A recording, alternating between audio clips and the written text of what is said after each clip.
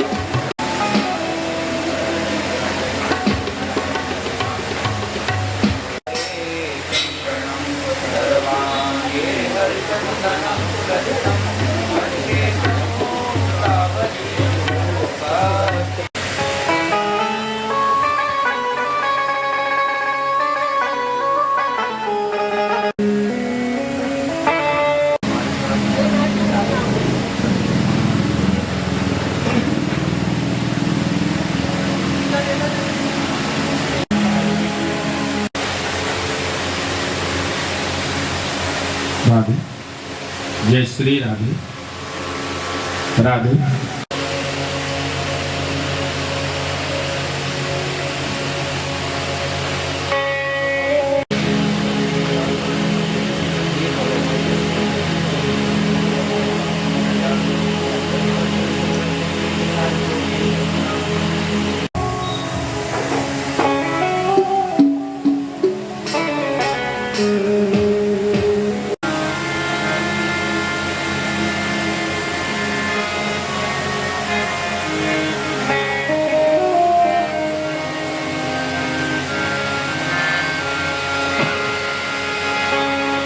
राधे, जय श्री राधे।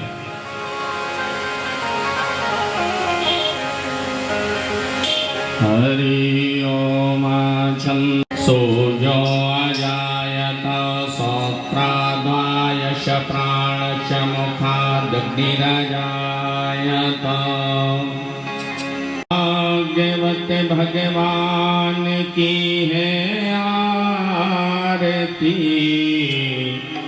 पापियों को पाप से है तारती। श्री भागवत भगवान की है आरती, पापियों को पाप से है तारती। श्री भागवत भगवान की है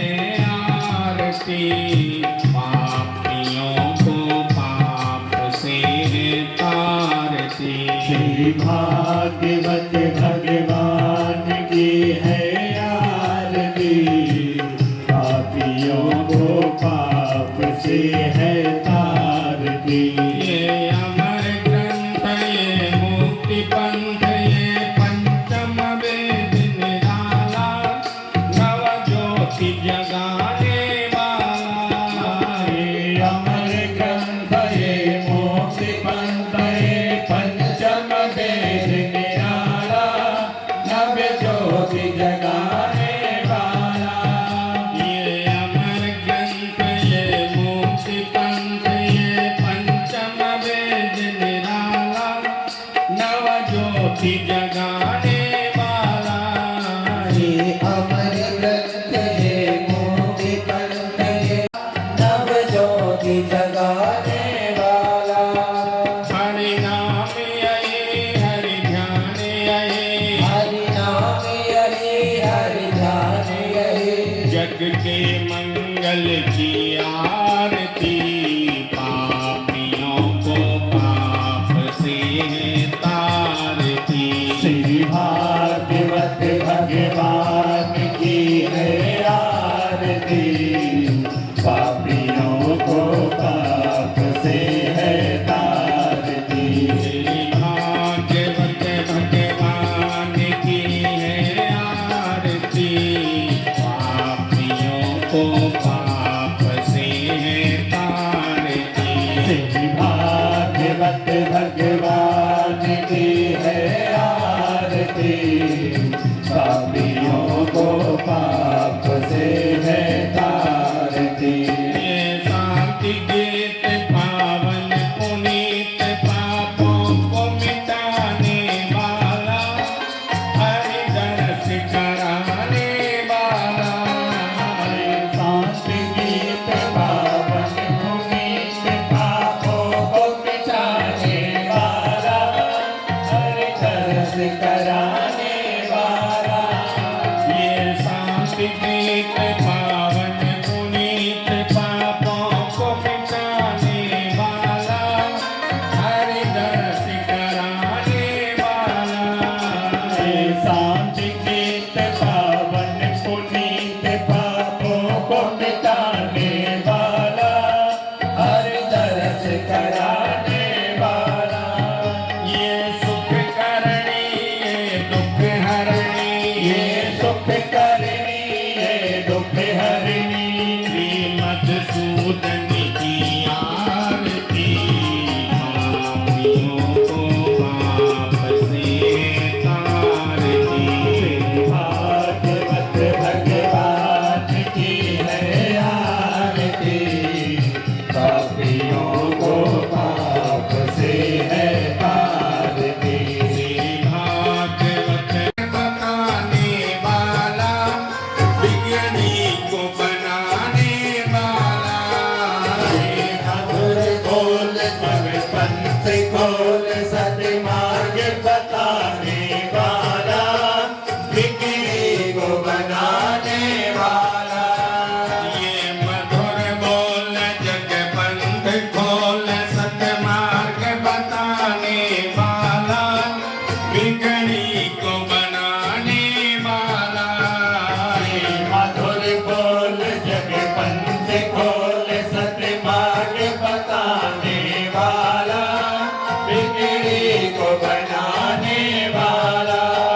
श्री राम यही घनश्याम यही श्री राम यही घनश्याम यही श्री राम यही घनश्याम यही श्री राम यही घनश्याम यही। प्रभु के महिमा की आरती पापियों को पाप से तारती।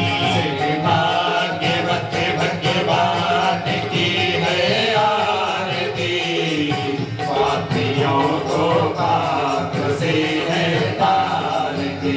श्री भागवत भगवान की है आरती पापियों को पाप से है तारती। भाग्यवत भगवान की है आरती पापियों को पाप से है तारती।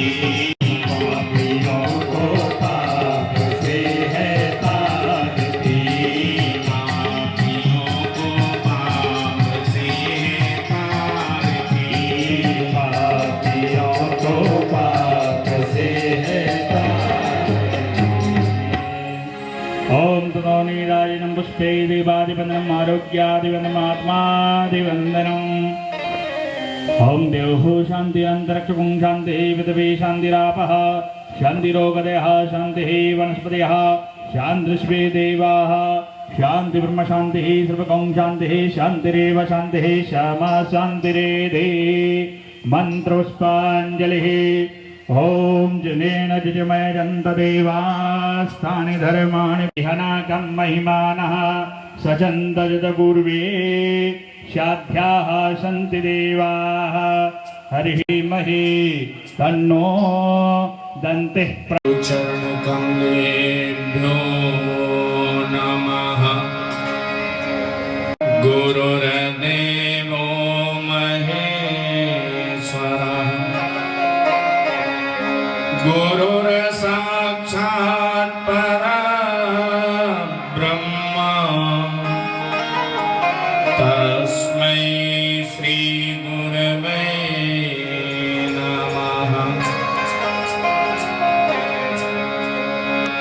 बंसी विभूषित करा नवनीरदाभात् पीताम्बरा तरुण बिंब फलाधरोष्ठा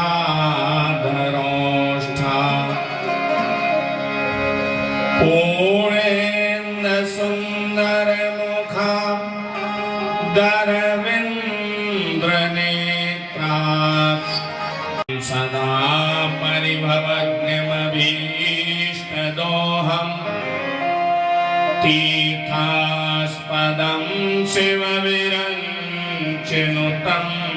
शरण्यम्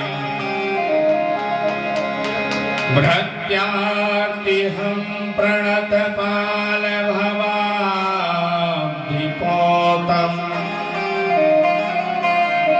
वन्दे महापुरुषते चरणारविन्दम्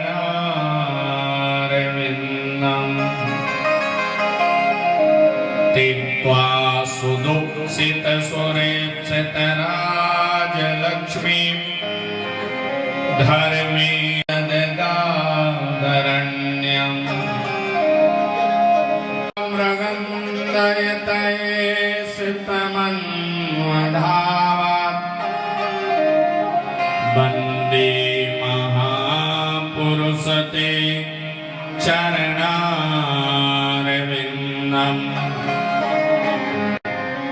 जितेन्द्रियं बुद्धिमतां वरिष्ठम् वातात्मजं वानरयोऽखमुख्यम् श्रीरामदूतं शरणं प्रपद्ये श्रीरामदूतं शरणं प्रपद्ये। बोलिए सद्गुरुदेव भगवान की भागवत भगवान की वृंदावन बिहारी लाल की वृषभानंदनी की संत समाज की भक्त समाज की वीर बजरंगबली की लाल राधे कृष्ण गोविंद गोविंद गोपाल राधे कृष्ण गोविंद गोविंद लाल राधे कृष्ण गोविंद गोविंद लाल राधे कृष्ण गोविंद गोविंद गोपाल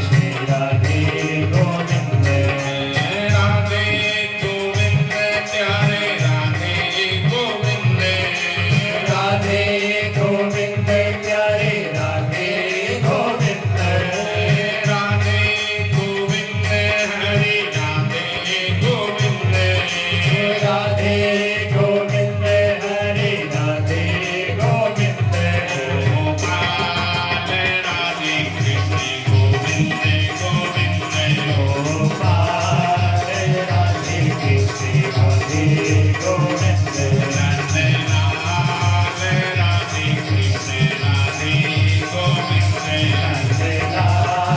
राधे कृष्ण राधे गोविंद गोपाल राधे कृष्ण राधे गोविंद गोपाल राधे कृष्ण राधे गोविंद गोपाल गोपाल नंदलाल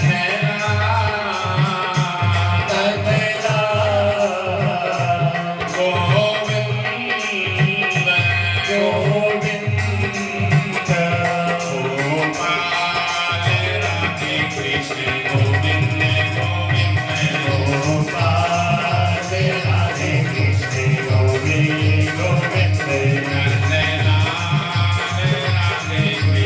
गोविंद गोविंद नंदलाल राधे कृष्ण गोविंद गोविंद राधे गोविंद हरे राधे गोविंद राधे गोविंद हरे राधे गोविंद राधे गोविंद प्यारो राधे गोविंद गोविंद गोपाल राधे कृष्ण गोविंद गोविंद गोपाल राधे कृष्ण गोविंद गोविंद नंदलाल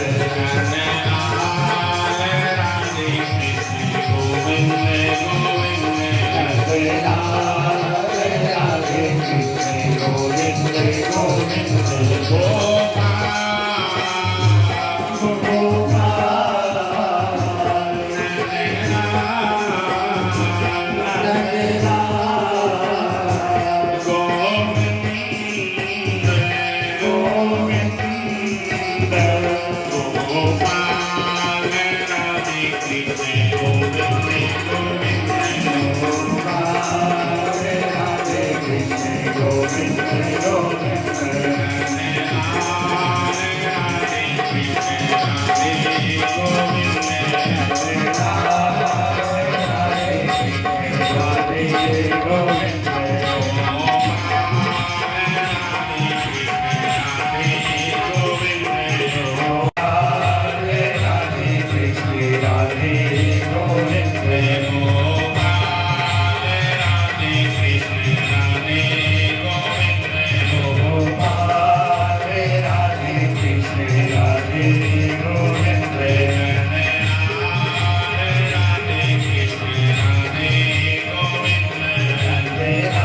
राधे कृष्ण गोविंद गोविंद गोपाल बोलिए बाल कृष्ण लाल की जय हो। जय जय श्री राधे श्याम। प्रिय सज्जनों, हम सभी और गौकर्ण जी महाराज एक बार स्वाद, क्योंकि सज्जनों हमारे शास्त्रों में वर्णन है, हमारे जीवन में दो चीजें स्वर्ग से भी बड़ी मानी गई। इतना महत्व स्वर्ग का नहीं जितना हमारे जीवन में इन दो चीजों का ग्रंथ कहते, संत कहते कि जननी जन्म भूमिश्च स्वर्गादपि गरीयसी। जिस मां के गर्भ से हमने जन्म लिया वो जन्म देने वाली माता, और जिस भूमि पर हमने जन्म लिया वो जन्म भूमि। ये दो चीज, जिस गांव में, नगर में, जिस घर में हमने जन्म लिया वो जन्म भूमि, और जिस मां के गर्भ से जन्म लिया, वो जन्म देने वाली माता, ये दोनों स्वर्ग से भी बड़ी में। तो आज 1 वर्ष बाद गोकर्ण जी को अपनी जन्मभूमि की याद आई। 1 वर्ष बीत गया तीर्थ यात्रा करते करते। तो 1 वर्ष बाद जब जन्मभूमि की याद आई तो सज्जनों आज अपने नगर में आए। तो रात्रि का समय गांव में प्रवेश किया। गांव के लोग सारे शयन कर रहे। मन में विचार आया किसी को क्यों परेशान करें, सो अपने घर में गए और आसन लगाया, भगवत भजन करने लगे। अब घर में तो प्रेत का वास था, धुंधकारी प्रेत बना पड़ा था। और उसी घर में गोकर्ण जी आसन लगाकर भगवत भजन करने लगे। और जब भगवत भजन किया तो प्रेत योनि में पड़ा धुंधकारी कभी तो अग्नि की ज्वाला बन जाता, तो कभी जल की धारा, तो कभी हाथी की छाया। अनेक छल करके गोकर्ण जी को माने भयभीत करना चाहे, पर गोकर्ण जी तो शांति से बैठे, भजन चल रहा और सामने ये दृश्य भी देख रहे कि कभी जल की धारा की आवाज आने लगती, तो कभी अग्नि की ज्वाला नजर आने लगती, तो कभी हाथी जैसी छाया दिखाई देगी। गोकर्ण जी ने अपनी माला पूर्ण की और माला पूर्ण करने के पश्चात पूछ लिया, भैया कौन हो और हमारे सामने ये नाटक काय को कर रहे, क्या चाहते हो? पर प्रेत योनि में पड़ा जी बोल तो सकता नहीं, हाँ शरीर होता नहीं, छाया रूप होता, अब बोले तो बोले क्या। और जब नहीं बोल सका तो गोकर्ण जी महाराज ने अपने कमंडल से जल लिया और ये जल अभिमंत्रित करके सज्जनों उस छाया के ऊपर फेंक दिया। और जैसे छाया के ऊपर वो अभिमंत्रित जल पड़ा तो छाया तो बोलने लगे, हाँ अहम भ्राता। और ये नाटक कर क्यों रहे? तो वो छाया भी कह दिया कि अहम भ्राता त्वदीयोऽस्मि धुंधकारीति नामता स्वकीयेनेव दोषेण ब्रह्मत्वं नासितं मया। अरे भैया आपने मुझे पहचाना नहीं? अरे मैं अहम भ्राता त्वदीयोऽस्मि, तुम्हारे ही भाई तो। अरे भैया मेरा ही नाम धुंधकारी है। तो गोकर्ण जी ने कहा ओ तुम्हारी ये दशा। तो एक बार तो धुंधकारी रोने लगा, भैया इसमें किसी और का दोष नहीं है, स्वकीय देव दोषेण, ये तो मेरे स्वयं का दोष है, इसमें किसी और का दोष नहीं है। आज जो मेरी गति, मेरा मुझे जो भोग मिला, ये मेरी गलती तो है, हम किसी को और को क्यों कहें? क्यों? क्योंकि स्वकीय देव दोषेण ब्रह्मत्वं नासितं मया।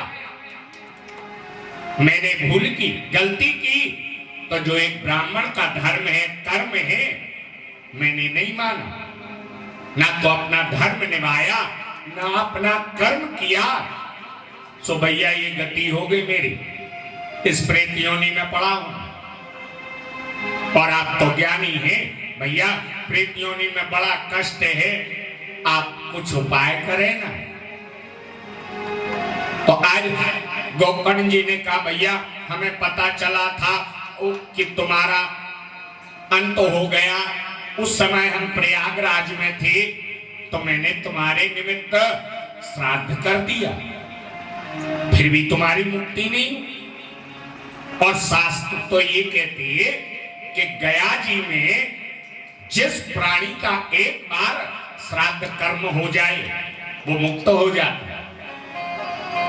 और मैंने तो तुम्हारे लिए गया जी में श्राद्ध भी किया था, तुम्हारी मुक्ति क्यों नहीं? धुंधकारी ने कहा, भैया आप कहते कि एक बार गया श्राद्धेन सतेनापि मुक्तिर में न भविष्यति। आप कहते एक बार की मेरे लिए 100 बार गया जी में श्राद्ध कर दो, कुछ नहीं होगा। मैंने ऐसा कर्म किया। तो गोकर्ण जी ने कहा, क्या फिर शास्त्र झूठे हैं? क्योंकि शास्त्र पुराण तो ये कहती है कि एक बार गया जी में श्राद्ध कर्म जिस जीव का हो जाए वो मुक्त हो जाए। और आप कहते कि 100 बार क्यों? तो प्रेत योनि में पड़ा। धुंधकारी कहता, भैया क्या बताऊं? क्यों? क्योंकि सजो हमारे ग्रंथ कहते कि जो प्राणी संसार में आया, जिस कुल में आया, जिस वर्ण में आया, उसके अनुसार यदि उसने धर्म के अनुसार अपना जीवन जिया, अपने कुल की परंपराओं के साथ, अपनी वर्ण मर्यादाओं के साथ, और ऐसा प्राणी जब इस संसार से जाता तो संसार के मोह, ममता, परिवार में बंधा रह जाता है। तो आचार्य कहते हैं कि ऐसे प्राणी का यदि एक बार गया जी में श्राद्ध कर्म कर दो तो जो मोह का बंधन है, ममता का बंधन है, वो छूट जाता और वो मुक्त हो जाता। पर जो इसने सारे जीवन उल्टे सीधे काम किए, हाँ बोले एक बार नहीं 100 बार चले जाओ, कराओ, कुछ नहीं होगा। जब तक किए गए कर्मों का भोग पूरा नहीं होगा तब तक वो मुक्त नहीं हो सकते। गया जी में नहीं, सुबद्रीनाथ में कर दो, कहीं कर दो। हाँ, तो आज धुंधकारी ने कहा, भैया एक बार से क्या होना, 100 बार भी कर दो तो हमारी मुक्ति नहीं होनी, और भी कोई उपाय करें आप तो हो सकता। गोकर्ण जी बोले, अभी रात्रि का समय है, भैया विश्राम करो, प्रातः काल होगा तो कुछ विचार करेंगे। धुंधकारी ने फिर गोकर्ण जी को अपनी छाया या आकार नहीं दिखाया, शांत तो हो गया। प्रातः काल हुआ, नगर के लोगों को पता चला, हाँ गोकर्ण जी आए। सज्जनों, सनत कुमारों ने बाबा नारद को बताया। नारद, जैसे नगर के लोगों ने सुना कि गोकर्ण जी आए तो बाल वृद्ध वनिता, छोटे छोटे बालकों ने सुना, बालक दौड़ पड़े गोकर्ण जी से मिलने। वृद्ध जनों ने सुना कि गोकर्ण जी आए तो वृद्ध जन भी गोकर्ण जी से मिलने उनके घर गए। माताओं ने सुना गोकर्ण जी आए तो आज गोकर्ण जी से मिलने उनके घर गए। नगर के स्त्रियों ने सुना कि गोकर्ण जी आए तो वो भी गए। और जब सबसे मिलिए तो गांव के जो बड़े बूढ़े लोग थे, हाँ, उनसे निवेदन किया गोकर्ण जी ने, बाबा हमारा भाई प्रेत योनि में पड़ा है, क्या करें हम जिससे वो मुक्त हो जाए। तो नगर के वृद्धजनों ने हाथ जोड़ लिए, गोकर्ण जी हम तो गांव के लोग हैं, हमसे ज्यादा ज्ञानी तो आप हैं, आप ही अपनी बुद्धि से, विचार से कोई ऐसा मार्ग, कोई ऐसा उपाय निकालें। तो सज्जनों, यहाँ वर्णन करते कि यहाँ गोकर्ण जी ने भगवान सूर्य नारायण से निवेदन किया, हाँ भगवान भास्कर से। भगवान सूर्य नारायण का रथ रुक गया तो आज गोकर्ण जी ने निवेदन किया, भगवान क्या करूं मैं जिससे मेरे भाई की मुक्ति हो जाए। तो भगवान सूर्य नारायण ने गोकर्ण जी से कहा कि श्रीमद् भागवतान मुक्ति सप्ताहं वाचनम कुरु इति सूर्यवचा सर्वे धर्मार्थ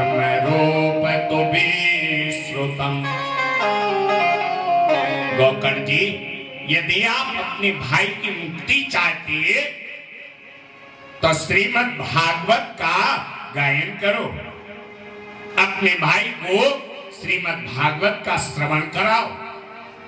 और जब भगवान सूर्य नारायण ने ऐसा कहा तो सजो गोकर्ण जी ने अपने घर में ही मंडप बनाया। हाँ, सारे नगर वासियों को बुलाया, भैया हमारे घर कथा हो रही है, आना, सुनने आना। सारे नगर के लोग आए और जैसी कथा प्रारंभ हुई सो धुंधकारी को भी बुलाया, भैया ये कथा तुम्हारे लिए है, आओ आसन ग्रहण करो और इस कथा का श्रवण करो। धुंधकारी आ गया पर शरीर तो था नहीं, हाँ वायु रूप था। जैसे ही आया आसन लगा कर बैठा, हवा का झोंका लगा सो इधर भाग गए। हाँ, फिर बेचारा आया, फिर आसन लगा कर बैठा, फिर हवा का झोंका लगा सो इधर उड़ गए। अब एक आसन बैठे नहीं तो कथा सुने कैसे? हाँ, और कहती है यदि हम वक्ता के सामने बैठकर आसन लगाकर कथा नहीं सुनते, हाँ, तो जो सुनी हुई कथा है वो बाईपास निकल जाती। हाँ, बाईपास तो समझते, एक कान से सुना और एक से गया, हाँ, कोई मतलब नहीं। हमारे वृंदावन के एक महात्मा तो कहते देखो कथा सुनने बैठो तो एक कान बंद करके बैठो, हाँ, एक कान से सुनो। तो मैंने कहा महाराज भागवत जी में कथा आती है कि पृथु महाराज ने भगवान से 10,000 कान मांगे थे। प्रभु 2 कानों में मन संतुष्ट नहीं होता आपका गुणगान सुनने में, आप तो मुझे 10,000 कान दीजिए जिससे नित्य निरंतर आपका गुणगान श्रवण करूं। और मैंने कहा महाराज जैसे तैसे ले दे के ये 2 तो कान है, उसमें भी आप कहते एक बंद कर लो। हाँ, तो बोले देखो पंडित, जब हम एक कान बंद करके कथा सुनेंगे तो सुनी हुई कथा को बाहर निकलने का रास्ता नहीं मिलेगा। हाँ, और जब रास्ता नहीं मिलेगा तो कहां जाएगी? बोले अंतर हृदय में प्रवेश करेगी। और यदि कथा ने एक बार हृदय में प्रवेश कर लिया, सजनों, कथा सुनने का जो लाभ है वो हमें प्राप्त हो, वो हमारे जीवन में गुणकारी बन। सो बेचारा बड़ा परेशान, करें तो करें क्या? एक खाली बांस नजर आया, जो अंदर से खाली था उसमें प्रवेश कर गया, जहां वायु का प्रकोप नहीं था। आसन लगाया, बैठ गया। कथा प्रारंभ हुई और सायंकाल जब सजनों कथा का विश्राम हुआ तो एक अजीब घटना घटी। जिस बांस में वो बैठा था उसकी एक ग्रंथि का भेदन हो गया। 7 दिन कथा हुई, 7 गांठ फटके, बांस 2 हिस्सों में हो गया और उसमें से एक दिव्य रूप प्रकट हो गया। हाँ, उस बांस में से जो रूप प्रकट हुआ तो यहां सजनों सनत कुमारों ने बाबा नारद को बताया, दिव्य रूप धरो जातस तुलसी दाम मंडिता पीतवासो घन श्यामा मुकुटी कुंडलान्विता। दिव्य रूप, जिसके कानों में सुंदर कुंडल है, मस्तक पर मुकुट है, गले में तुलसी की माला, पीले वस्त्र धारण की और चलकर आए सो गोकर्ण जी के चरणों में प्रणाम किया, हाँ, माथा रख दिया। और आज सजनों ये कोई और नहीं, बांस में बैठा वही धुंधकारी जिसके पास देह नहीं था। भगवान की कथा का गुण कि आज रूप पाकर गोकर्ण जी के चरणों में प्रणाम करता और हाथ जोड़कर निवेदन किया, भैया आपकी कथा सुनकर मैंने ये जाना कि किम मोहितेन रक्षतेन सुपुष्टेन बलीयसा आद्रुवेण शरीरेण सुख शास्त्र कथा बिना। भैया आपकी कथा सुनकर मैंने ये जाना कि आखिर संसार के लोगों को हो क्या जाता, संसार में आते और सारे जीवन इस शरीर को सजाने संवारने में भी व्यतीत कर दी।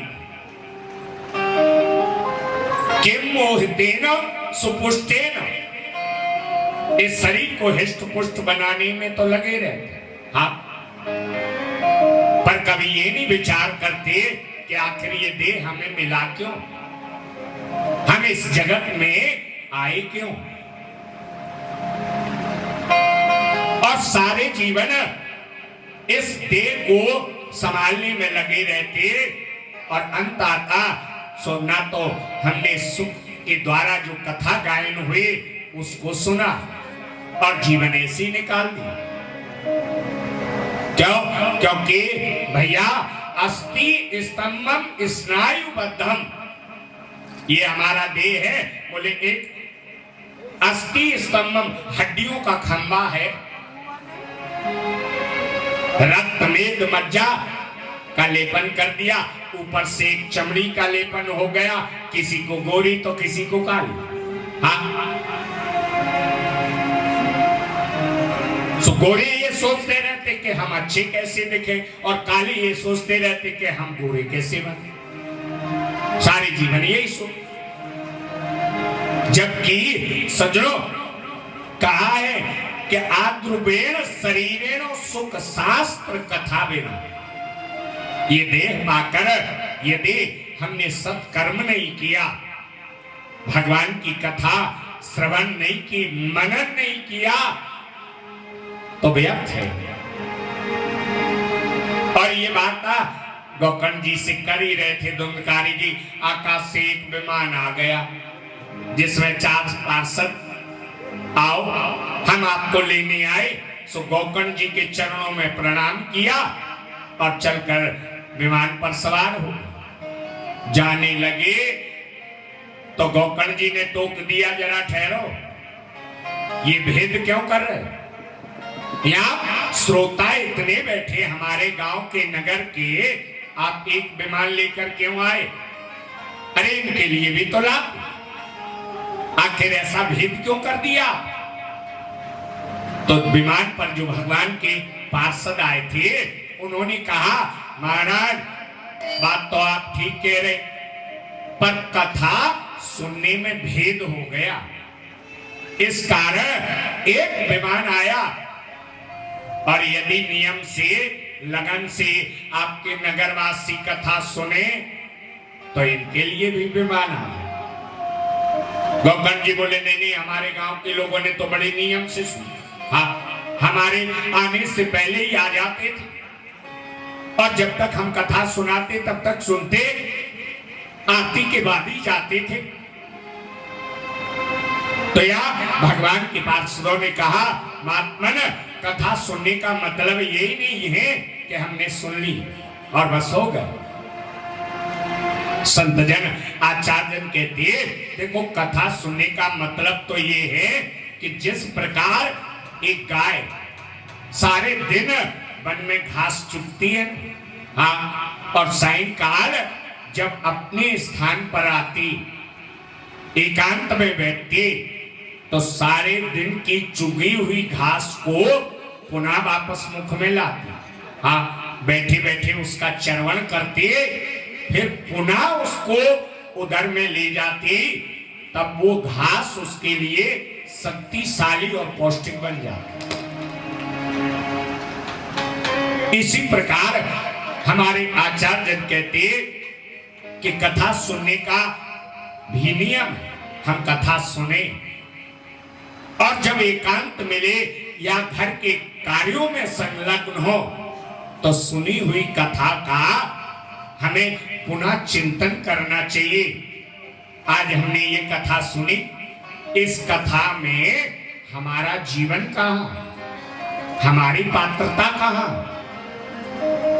और यदि हमने सुनी कथा का चिंतन किया, मनन किया, तो सज्जनों ये कथा हमारे जीवन उपयोगी बन जाए, लाभकारी बने। और नहीं तो वैसे तो जीवन में सुनते ही हाँ, पर और आज 20 वर्ष हमको भी हो गए गोपाल जी का गुणगान गाते गाते, पर किसी कथा में विमान नहीं उतरा। हाँ, आज तक नहीं, हमने भी नहीं देखा। हर कथा में बांस भी बांधा जाता, पर कहीं बांस फटा भी नहीं। तो मतलब क्या है सज्जनों? इस कथा का मतलब सिद्धांत ये है कि सबसे बड़ा धुंधकारी कोई और नहीं है, हमारा मन है। प्यार से बोलो जय गोपाल जी की। हाँ, इससे बड़ा धुंधकारी दुनिया में कोई और नहीं मिलेगा। हमारा मन ही धुंधकारी है। और सज्जनों, धुंधकारी खाली बांस में जो बैठा था ना, वो खाली बांस और कुछ नहीं है, ये हमारा शरीर ही है। ये अंदर से खाली है।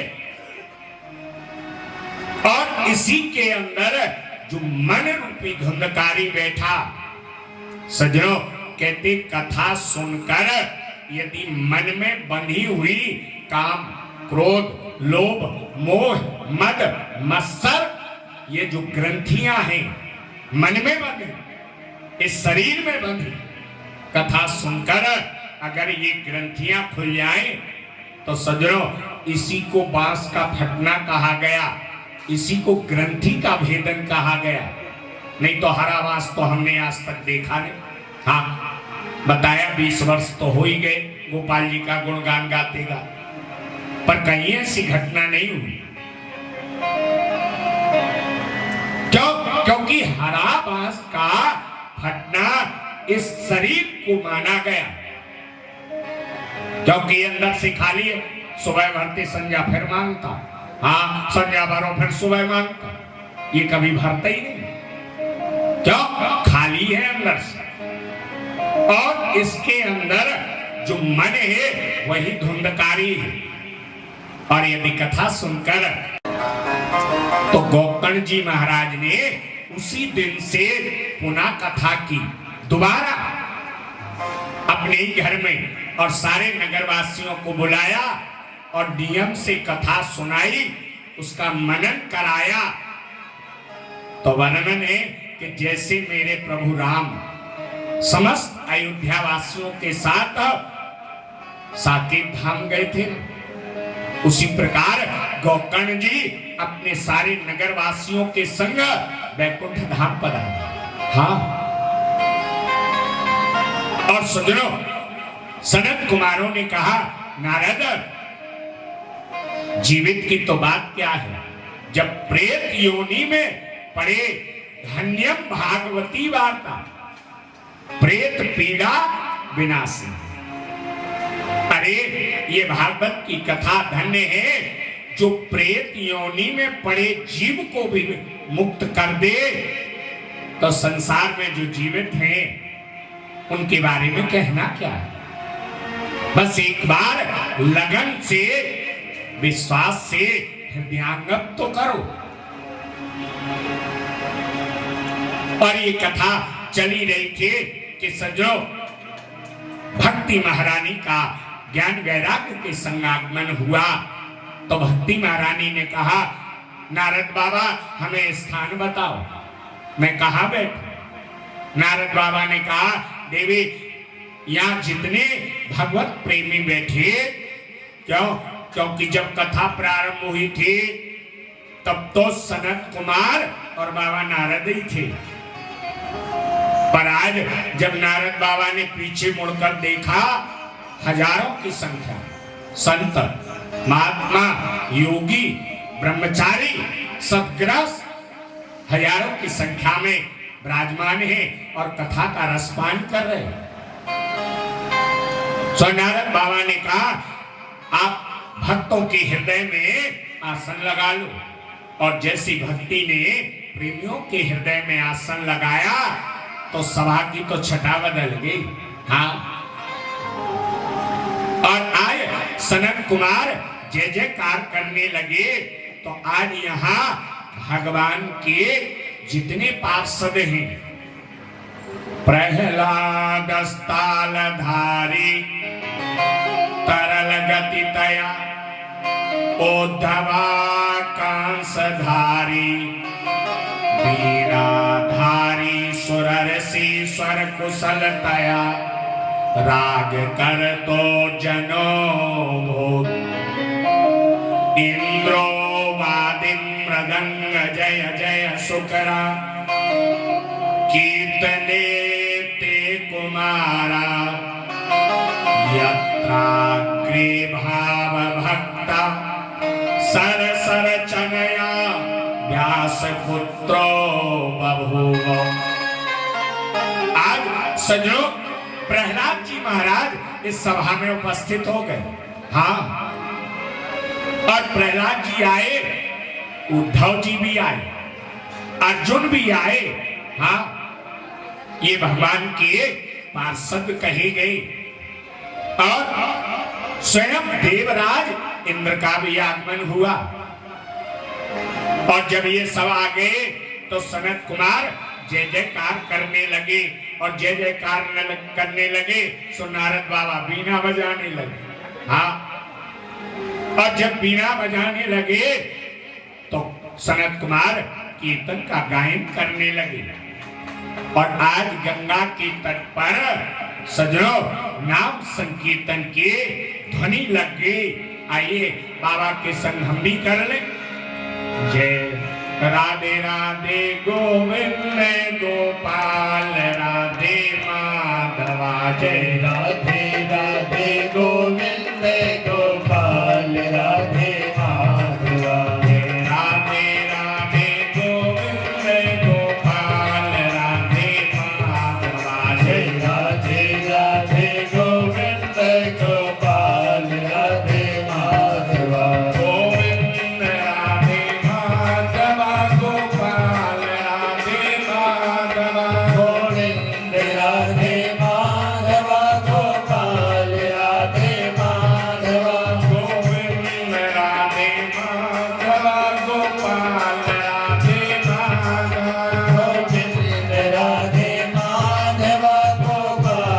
राधे माधवा, गोविंद राधे माधवा, गोपाल राधे माधवा, गोविंद राधे माधवा, गोपाल राधे माधवा, गोविंद राधे माधवा, गोपाल राधे माधवा, राधे राधे गोविंद गोपाल राधे माधवा, जय राधे राधे गोविंद गोपाल राधे माधवा, राधे राधे गोविंद गोपाल राधे माधवा, जय राधे राधे गोविंद गोपाल राधे माधवा, जय राधे राधे गोविंद गोपाल राधे माधवा, जय राधे राधे गोविंद गोपाल राधे माधवा, जय राधे राधे गोविंद गोपाल राधे माधवा, जय राधे राधे गोविंद गोपाल राधे माधवा, गोविंद राधे माधवा, गोपाल राधे माधवा, गोविंद राधे माधवा, गोपाल राधे माधवा, गोविंद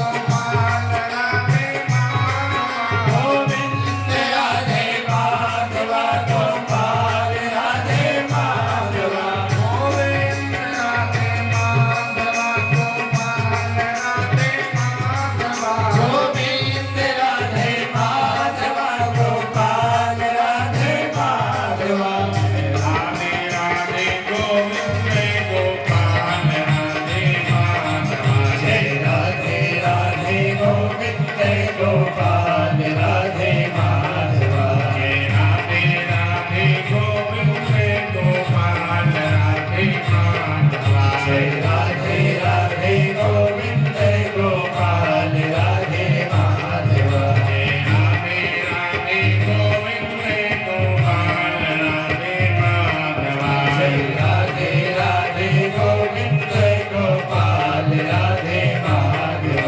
आज गंगा के तट पर जब भगवान के पार्षदों ने नाम संकीर्तन की धुन लगाई तो सज्जनों इस सभा में स्वयं मेरे गोविंद प्रकट हो। हाँ, भगवान का प्राकट हुआ। नारद बाबा ने अपना मस्तक इनके चरणों में रख दिया। भगवान ने कहा नारद मांग लो, क्या चाहते हो? नारद ने कहा प्रभु देना तो बस इतना दे दो कि जहां आपके प्रेमी आपका नाम हम जहां बैठकर परमात्मा की याद करें, नाम जाप करें, कथा गायन श्रवण करें, बाकी तो सारी दिशाएं मंगल हो जाए।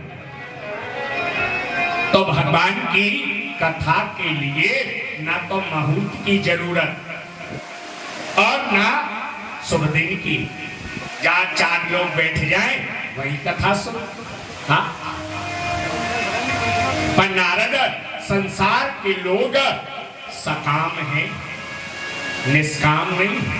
हाँ, क्यों? क्योंकि मंदिर में जाते और ठाकुर जी से कहते पहले मेरा काम करो फिर हम आपकी सेवा करेंगे। हाँ, सो देखा मंदिर में जाते माताएं बहने, हाँ, 1 लोटा जल, 4 चुनोरी, 2 अगरबत्ती ले जाएंगे। हाँ, सो लोटा जल चढ़ाया और महाराज 2 अगरबत्ती जलाई और 2 अगरबत्ती में पूरी लिस्ट सुना दी। हाँ, ठाकुर जी ऐसा भी दे दो, ठाकुर जी ऐसा भी कर दो, बाबा ऐसा भी कर दो। हाँ, मात्र 2 अगरबत्ती में जाने क्या काम मांग लिया। 4 चुनोरी और 2 अगरबत्ती, 1 लोटा जल। और कभी कभी तो ये भी कह देते बाबा हमारे बेटे की नौकरी लग जाए तो हम भागवत कराएं। हाँ, पहले हमारे बेटे की नौकरी लगा, या बाबा हमारे घर में पोता हो जाए हम भागवत कराएं। कामना बस। सनत कुमार कहते हैं नारद यदि ये आयोजन निष्काम भाव से है तो ना मुहूर्त की जरूरत, ना शुभ दिन की जरूरत। जहां 4 प्रेमी उनके श्रवण करने बैठ जाए वही कथा शुरू हो जाए। हाँ, पर यदि कामना बस है, संकल्पित है हमारा ऐसा काम हो जाए तो हम ऐसा करें। हाँ, किसकी करें? मंगलाचरण किसका करें? सो विचार करते क्यों मन में आया यदि राम जी की वंदना कर दी तो जो कृष्ण के प्रेमी हैं वो कहेंगे तो राम जी का ग्रंथ है, हम काय को सुने, क्यों सुने? तो सज्जनों यदि राम जी की वंदना कर दी तो कृष्ण वाले रूठ जाएंगे और कृष्ण की कर दी तो राम जी वाले। यदि बाबा की कर दी तो व्यास जी ने भागवत जी का जो मंगलाचरण किया बड़ा सुंदर किया, किसी का नाम नहीं लिया। हाँ, जन्माद्यस्य यतोन्मयादितरतस् चार्थे स्वभिज्ञा स्वरात् तेने ब्रह्म हृदयादि कवये मोह्यन्ति अक्षूरया तेजो वारिमृदां यथा विनिमयो यत्र प्रसर्गो मृषा धाम्ना स्वेन सदा निरस्तकुहकम् सत्यं परं धीमहि सत्यं परं धीमहि। आज व्यास कहते कि जन्माद्यस्य, जिससे ये सारा जगत जन्मा, जन्माद्यस्य यतोन्वयादितः, जिससे सारा जगत जन्मा और जिससे सारा जगत पालित होता, जो पालन करता, और जो ये सारे जगत को अपने में लीन कर लेता, जो स्वयं प्रकाश है, जिसके प्रकाश से ये सारा संसार प्रकाशवान है। ऐसे जो परमात्मा है, सत्य सत्यम परम धीमहि, हमारे जो सत्य स्वरूप परमात्मा है, हम उनकी वंदना करते, उन्हें नमन करते हैं। तो यहाँ ना तो राम जी का नाम, ना कृष्ण का नाम, ना भोले बाबा का, ना दुर्गा मैया का। क्यों? क्योंकि सजरो यहाँ वंदना किए व्यास जी ने सत्यम परम धीमहि। क्यों? क्योंकि सजरो सत्य से बढ़कर और क्या, पहले श्लोक में भी सत्य की वंदना हुई।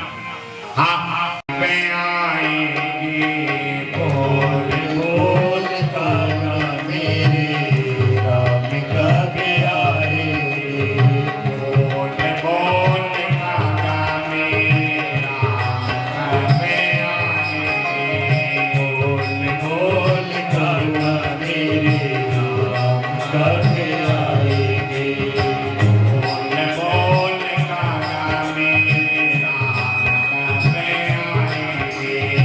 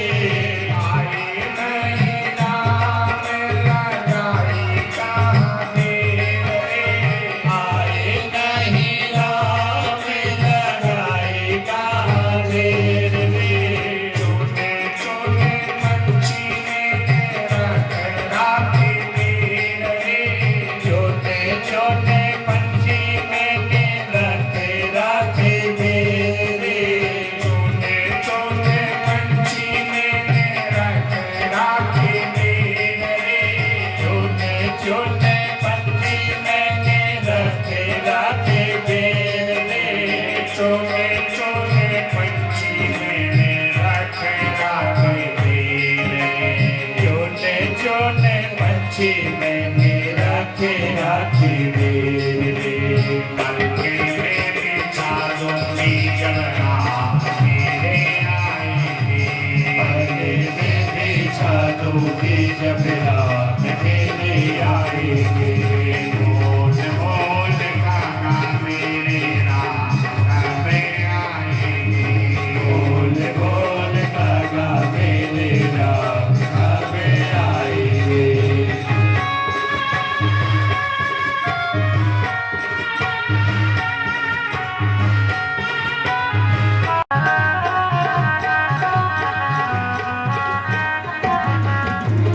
साले लखन दोनों बड़े रिझवार हैं राम लखन दोनों बड़े रिझवार हैं राम लखन दोनों बड़े रिझवार हैं राम लखन दोनों बड़े रिझवार हैं डूबती मेरी नैया के वो मतवार हैं डूबती मेरी नैया के वो पतवार हैं डूबती मेरी नैया के वो मतवार हैं डूबती मेरी नैया के वो पतवार हैं डूबती गरीबी को पार लगाएंगे डूबती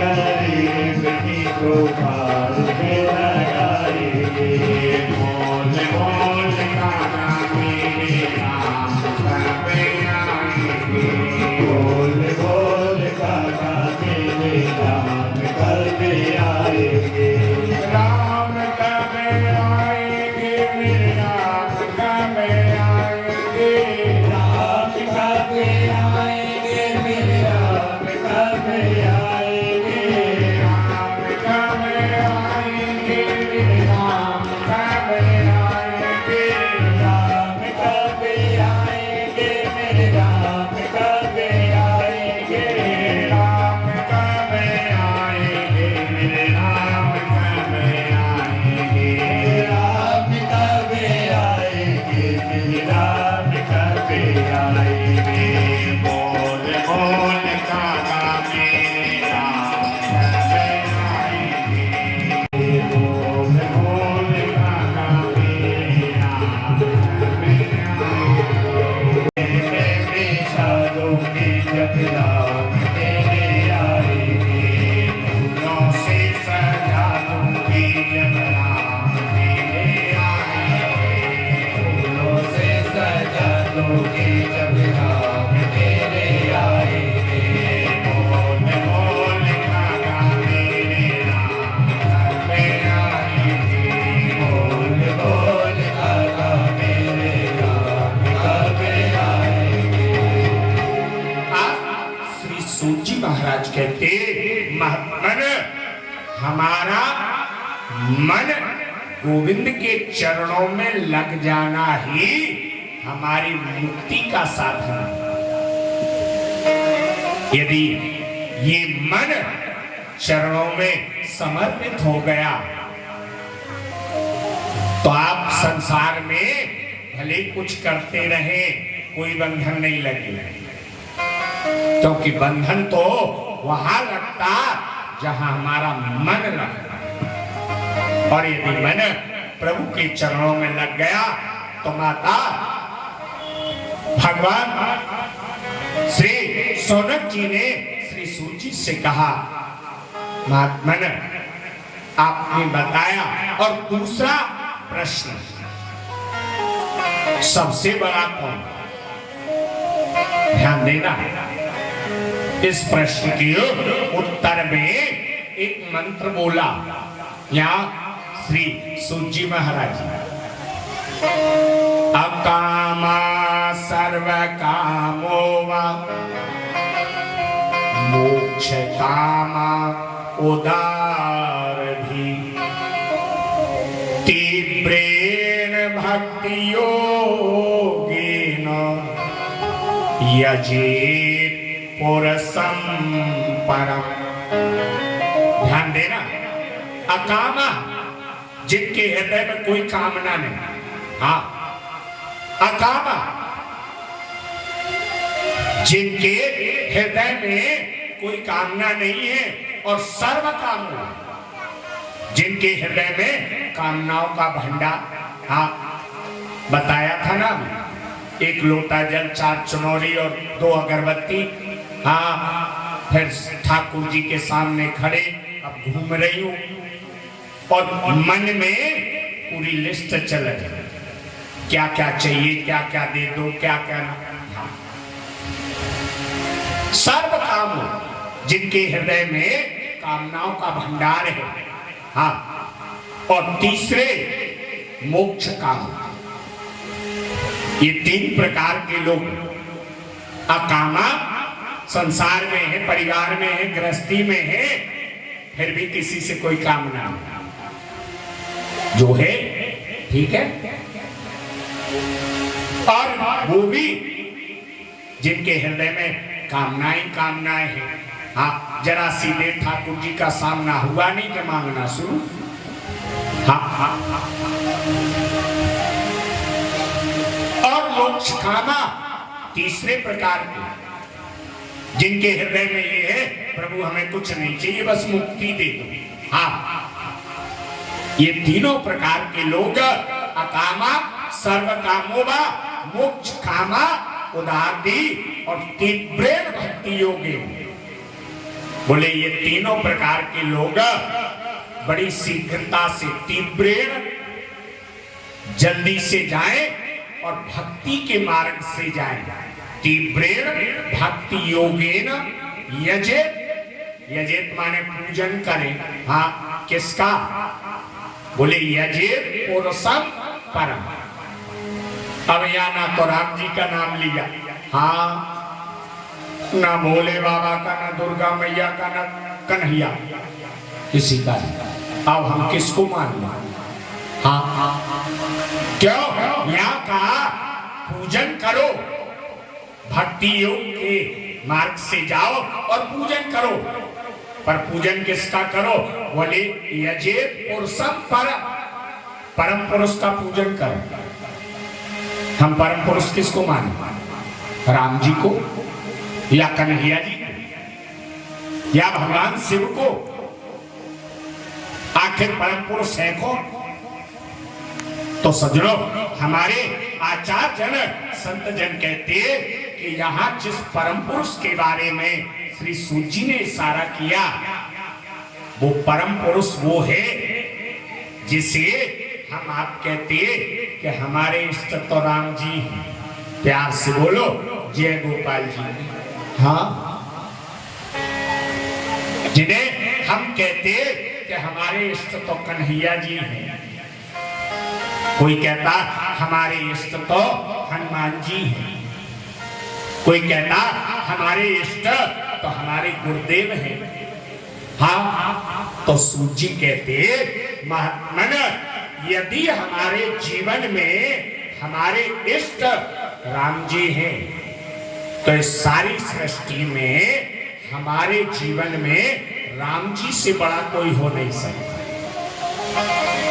यदि हमारे हृदय में कन्हैया जी हैं, हमारे गोपाल जी हैं, हमारे इष्ट, तो सजनों हमारे जीवन में कृष्ण से बड़ा कोई और नहीं हो सकता। सूत जी महाराज मन एते चांस कलाम पुरुषाम कृष्णास्तु भगवान स्वयं इंदा हृदया कुलुम लोके मृदयन्ति योगे योगे। जो राम है वही कृष्ण है। और सजनों, या वर्णन किया श्री सूत जी महाराज ने और सौनक जी ने पुनः निवेदन किया, भगवान एक बात बताओ, मैंने सुना कि दृष्टानुयांतमरसि मध्यमजाब्रनग्रम देव्यो धिया परिदधुर्निसुतास्य चित्रम् तदवीक्ष्य क्षति मुनो जगदोस्त वास्ति स्त्री कुंविदा न तो सुतस्य विवेक दृष्टि। मैंने सुना कि जब व्यास नंदन सुखदेव मां के गर्भ से बाहर आए, पूर्ण युवावस्था 16 वर्ष की आई। हाँ, क्या 16 वर्ष तक मां के गर्भ में वास किया जिन सुखदेव ने, और जब गर्भ से बाहर आए तो नाल छेदन संस्कार भी नहीं हुआ, मां को एक बार निहारा भी नहीं। कुटिया से बाहर निकले, मां रोती रह गई। पिता व्यास जी के पीछे गए, बेटा बस एक बार पलटकर तो देखो, नहीं पलट। तो आगे आगे सुखदेव जा रहे थे, पीछे व्यास जी जा रहे थे। बेटा एक बार लौटकर तो देखो, बेटा एक बार अपनी माता को अपना मुखमंडल तो दिखाते जाओ। पर ना तो कोई उत्तर दिया, ना पलट कर देखा। सौनक जी कहते, महात्मा एक सरोवर के किनारे से निकले जहां कुछ अप्सराएं स्नान कर रही थी। सुखदेव निकलकर चले गए। इन अप्सराओं ने किसी मर्यादा का पालन नहीं किया, पर पीछे जब व्यास जी महाराज निकले वहां से, तो उन अप्सराओं ने जल से बाहर निकले, वस्त्र धारण किए और व्यास जी को प्रणाम भी किया। व्यास जी को तो बड़ा आश्चर्य हुआ, ओ मेरा 16 वर्ष का, जिसे पूर्ण युवावस्था कही गई, मेरा बेटा नग्न अवस्था में निकल गया। ना तो इन अप्सराओं ने मर्यादा का पालन किया, ना पर्दा किया, और मैं इनके पिता के पिता की आयु का, तो मेरी मर्यादा कर रही, तो इन्हें इससे हम अपना सम्मान माने या अपमान माने, क्या करें? व्यास जी तो बड़े झंझट में पड़े। आखिरकार व्यास जी ने इन अप्सराओं से पूछ लिया, देवियों ऐसा क्यों किया तुम? मेरा बेटा तुम्हारे बेटों के सामने से नग्न अवस्था में निकल गया, किसी मर्यादा का तुमने पालन नहीं किया, जो पूर्ण युवावस्था था, और मैं तुम्हारे बाबा के बाबा की बाबा की आयु का, मैं इसे अपना अपमान मानूं या सम्मान मानूं? ऐसा क्यों किया? तो इन अप्सराओं ने व्यास जी को उत्तर दिया, व्यास जी आपके जो बेटा निकल कर गए, उनकी दृष्टि में तो मात्र 2 चीजें हैं, एक है ईश्वर और दूसरा है जीव, तीसरा वो कुछ जानते ही नहीं। आप उन्हें नहीं मालूम कि आखिर संसार में स्त्री और पुरुष का भेद क्या है, वो नहीं जानते, उन्हें नहीं मालूम। और जिनके सामने, जिन्हें ये मालूम ना हो, तो उनके सामने कैसे भी क्या पर व्यास जी आपने तो गृहस्थी जीवन व्यतीत किया, आपकी तो पत्नी भी है, तो आप भली भांति इस संसार में स्त्री पुरुष के भेद को जानते, तो मर्यादा आपकी करनी जरूरी है, आपके बेटे की नहीं। व्यास जी को लगा, ओ मेरा बेटा इतना निर्विकारी, तो ऐसे बेटे को घर ले जाके भी क्या करेंगे? हाँ, ये बेटा घर के योग्य नहीं, ये तो बन के ही योग्य है। हाँ, और वहीं से व्यास जी उनका पीछा छोड़ के वापस आए। ये बेटा घर के योग्य नहीं, ये तो बन के योग्य है। तो यहाँ सौनक जी ने कहा, महात्मन जो व्यास नंदन सुखदेव इतने निर्विकारी निराकार उपासक, तो इन्होंने फिर साकार लीलाओं का अध्ययन कैसे कर लिया? क्या भागवत जी में तो साकार लीलाओं का वर्णन है, हाँ, राधा माधव कृष्ण की लीलाओं का वर्णन है, और सुखदेव निराकार उपासक थे, निर्विकारी थे। आखिर उन्होंने भागवत का अध्ययन कैसे किया? और आप हमें भागवत जी की रचना के बारे में भी बताएं। क्या आखिर व्यास जी महाराज ने भागवत की रचना किस प्रकार की? तो यह समझो बताया श्री सूत जी महाराज ने। मन यदि भागवत जी की रचना के बारे में जानना चाहते तो आपको व्यास जी के वंश के बारे में जानना होगा। तो बोले सुना दो, बता दो, हम तो सुनने बैठे। तो यहाँ सूत जी महाराज ने व्यास जी महाराज के वंश के बारे में बताया। मन सबसे पहले भगवान नारायण के बेटा ब्रह्मा, और ब्रह्मा जी के घर सजनो जन्म हुआ वशिष्ठ जी का, जो हमारे प्रभु राम जी के कुलगुरु थे। हाँ, तो ब्रह्मा जी के घर वशिष्ठ जी, और वशिष्ठ जी के घर शक्ति का जन्म हुआ, और सजनो इन्हीं शक्ति के घर पाराशर जी का जन्म, और पाराशर जी के घर सजनो व्यास जी का जन्म हुआ। हाँ, सो वर्णन मिलता पहले एक वेद था। व्यास जी ने विचार किया आगे कलयुग आ रहा है, कलयुग में जीव की बुद्धि बड़ी छोटी होगी, वेद की भाषा नहीं समझ पाएंगे। सो महाराज एक के 4 भाग कर दिए, सो 4 वेद, फिर भी भाषा कठिन रही। इतना सरल करने पर भी भाषा कठिन रही, तो वेदों के आधार पर ही 17 पुराणों की रचना कर दी व्यास जी ने, और महाभारत जैसा विशाल ग्रंथ भी रचना कर दी। हमारे सनातन धर्म में सज्जनों सबसे बड़ा ग्रंथ है महाभारत, इससे बड़ा कोई ग्रंथ नहीं। और जब इतना कर दिया तो सजनो एक दिन सरस्वती नदी के तट पर बैठे और मन उदास, हाँ, मन चिंतित।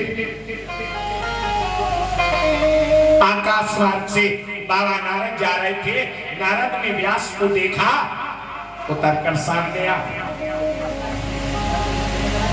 जैसी देखा तो देखते नारद बाबा ने कह दिया, पाराशर महाभाग भविता कश्चित आत्मन मानस एव।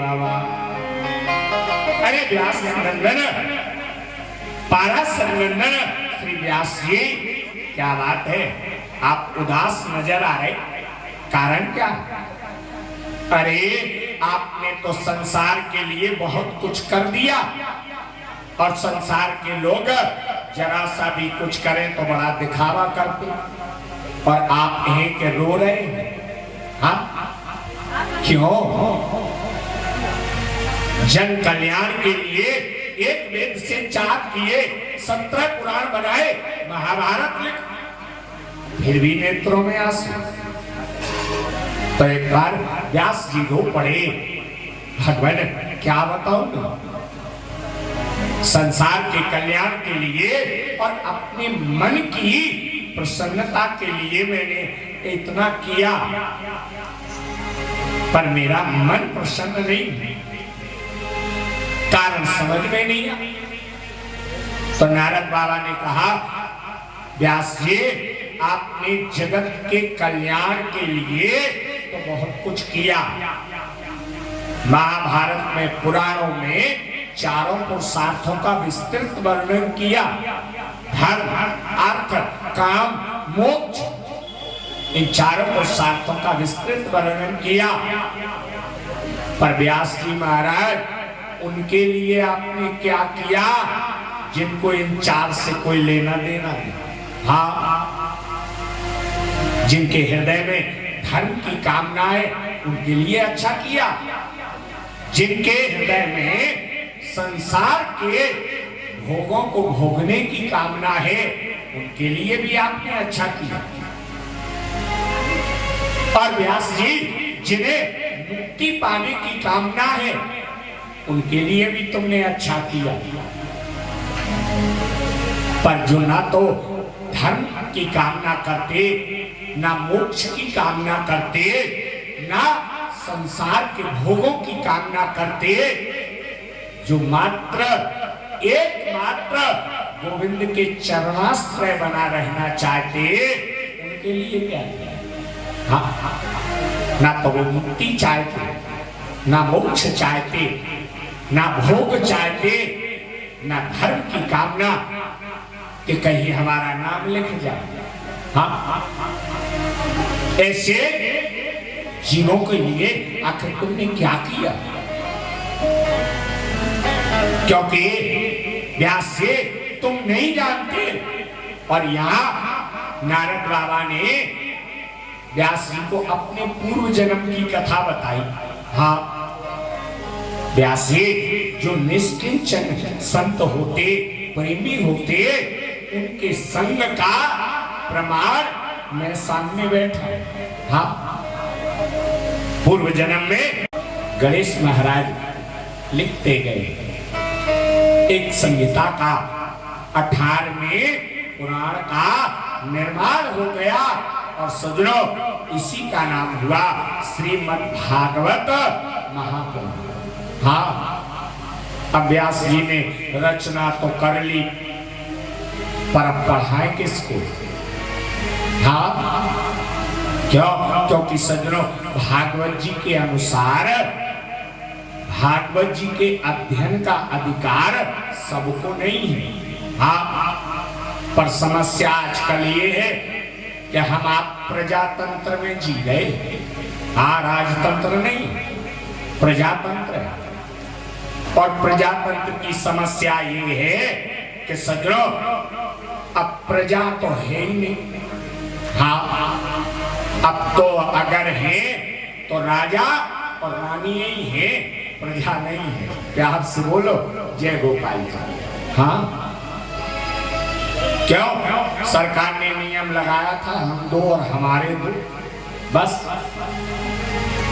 अब वो नियम इतना प्रबल हो गया कि हकीकत में वो हो गया कि राजा और रानी, प्रजा तो है ही नहीं। क्यों? प्रजातंत्र में जी रहे हम सभी, तो अब ये कहना तो बेकार है कि ये करना चाहिए और ये नहीं। हाँ, क्यों? हम रामायण को मान रहे, ध्यान देना, रामायण को मानते, भागवत जी को मानते, गुरु जी को मानते। हाँ, मानते तो सबको है, पर ना तो रामायण की मानते, ना भागवत की मानते, ना गुरु जी की मानते। मानते काउकी नहीं, मानते सबको, पर उनकी नहीं मानते। हाँ, क्यों? क्योंकि हम प्रजातंत्र में हैं, अब राजे रानी है, प्रजा है ही नहीं, तो माने कौन? तो आज मन मर्जी सब काम चल रहे हैं, ठाकुर जी की कृपा जब तक चले। क्यों? क्योंकि ये समाज संसार उस ओर बढ़ चुका है जहां विनाश है।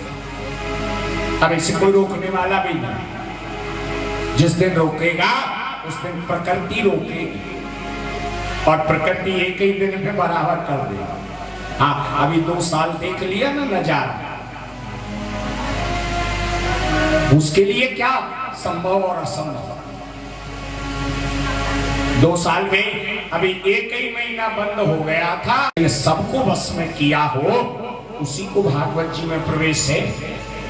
उसी को अध्ययन करने का अधिकार है भागवत जी के अनुसार।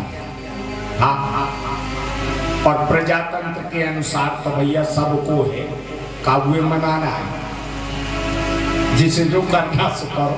हाँ,